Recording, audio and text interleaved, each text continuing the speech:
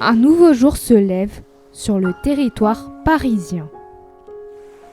Célène et Maxime, deux personnes d'affaires et collègues, vont à l'aéroport de bon matin pour s'envoler vers les États-Unis.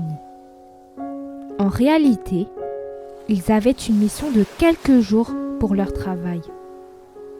Cependant, les deux collègues ont eu du mal à trouver un vol. Maxime aperçoit par la suite deux hommes vers la sortie et tente de négocier avec eux. « Bonjour, vous travaillez ici ?» demanda Maxime. « Oui, c'est exact. Qu'est-ce que je peux faire pour vous ?» demanda l'un des hommes. « Ma collègue et moi devons nous rendre aux États-Unis pour une mission très importante et il n'y a aucun vol de disponible. Pouvez-vous nous emmener s'il vous plaît ? Désolé, on ne travaille pas aujourd'hui. Vous devez attendre le prochain vol. On ne peut pas, on doit s'envoler maintenant pour les États-Unis. Notre mission commence demain et on ne peut pas se permettre d'être en retard. Bon, d'accord. Venez avec moi. On a un jet privé pour les situations d'urgence, à quelques mètres de l'aéroport. Merci beaucoup. Vous nous sauvez la vie. » Maxime et Célène, soulagés, suivirent les deux pilotes vers le jet et s'envolèrent pour les États-Unis.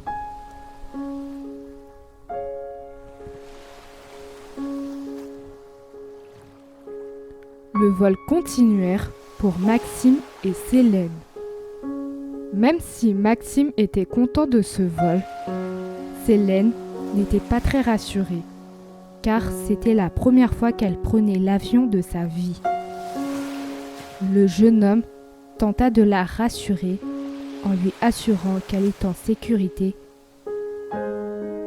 Il en profita d'ailleurs pour lui faire un exercice de respiration. Elle put ainsi se détendre un minimum et profiter du vol. De plus, ils en profitèrent pour discuter de leur vie privée et se faire des confidences. Ils apprenèrent ainsi qu'ils eurent une passion commune pour la musique et souhaitèrent se voir pour faire un karaoké en dehors de leur travail. Tandis que les deux collègues continuèrent leur discussion, le vol tourna au cauchemar.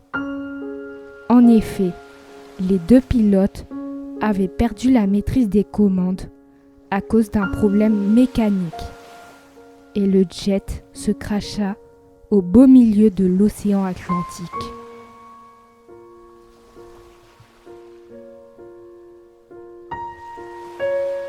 Quelques instants plus tard, Célène reprit connaissance et aperçurent les deux pilotes et Maxime inconscients. Elle fut perturbée par la situation, mais essaya par la suite de les ramener vers la surface. Elle réussit uniquement à libérer son collègue et laissa les deux pilotes au fond de l'océan. Elle nagea de toutes ses forces avec le jeune homme dans ses bras sur une île la plus proche d'ici.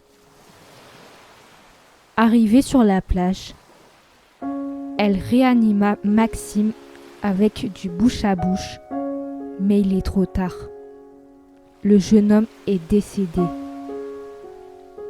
La jeune femme était très triste et désespérée, car elle était très proche de son collègue. Par ailleurs, l'angoisse, l'inquiétude et le stress étaient très présents en elle, car elle se retrouva sur une île déserte où il n'y avait aucun réseau et pas le confort nécessaire. Célène avait très peur d'être confrontée à l'inconnu, car cela n'était pas dans son habitude de sortir de sa zone de confort. Quelques heures plus tard, elle reprit ses esprits et décida d'explorer l'île. Elle se rendit au sommet afin de voir s'il n'y avait pas d'autres îles à proximité, tout en cherchant de la nourriture. Elle put voir ainsi d'autres îles et garda un minimum d'espoir. Par conséquent, elle décida de préparer un campement pour les prochains jours.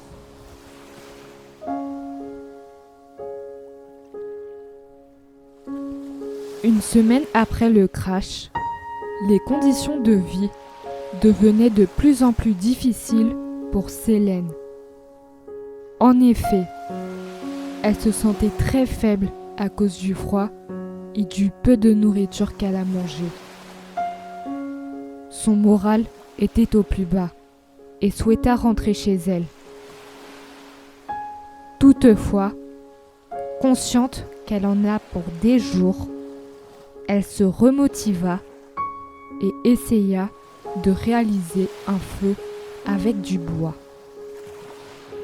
La jeune femme frotta de toutes ses forces et une petite flamme apparut. Elle se précipita vers son petit nid composé de petits bois et réussit à faire du feu. Cela fut un gros soulagement pour elle. Elle laissa couler d'ailleurs quelques larmes. Le soir, Selene mangea du manioc grillé, de la canne à sucre et de la noix de coco près du feu et observa le ciel étoilé. Elle put distinguer plusieurs constellations. Elle aperçut d'ailleurs une étoile filante.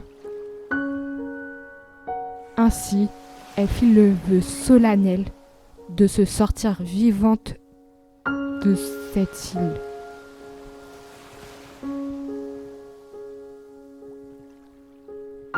Le lendemain matin, la vie de Robinson continua pour Selene avec l'entretien du feu, la recherche de bois et de nourriture.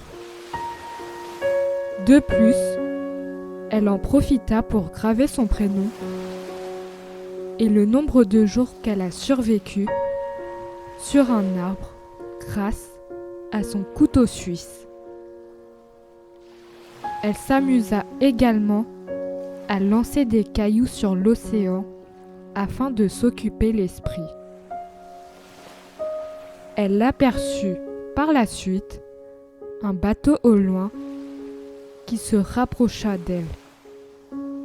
Cela fut un gros soulagement pour la jeune femme, dont le cauchemar se finit enfin.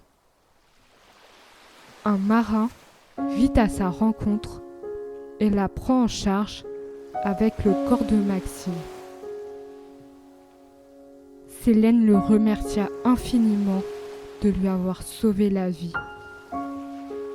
Même si la jeune femme était très bouleversée par ce qu'elle a vécu et la mort de son collègue, elle resta très fière d'elle d'avoir vécu sur une île déserte pendant une semaine, car elle a su rester forte pendant tout ce temps.